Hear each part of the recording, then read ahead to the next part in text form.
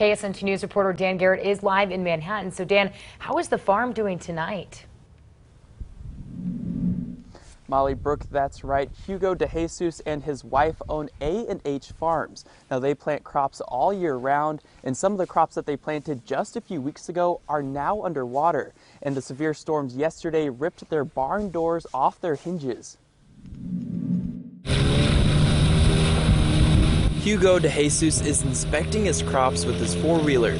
The tire tracks and muddy water is just a glimpse into what his crops looked like when he got out here today. Here we go again. That's my reaction. We just have to take it and strive, I guess. DeJesus is no spring chicken when it comes to farming, so he knows it's a temperamental business. But already, he can see the results of standing water on his crops. You can see the difference of these turnips that are sitting in the water and those that are not. If we keep on continuing with the weather pattern we have with the rains and stuff, I would say as we stand right now, a third of it will probably waste it.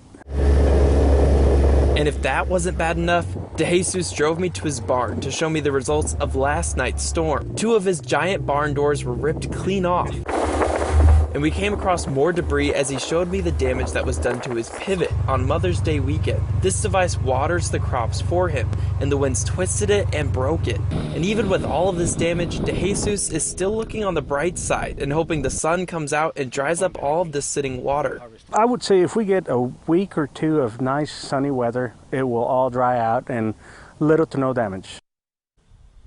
DeJesus says most of the physical damage should be replaced and covered by insurance. The problem is getting those materials in a decent amount of time, as most places are delayed right now because of the pandemic. Live in Manhattan, covering local news that matters, Dan Garrett, KSNT News.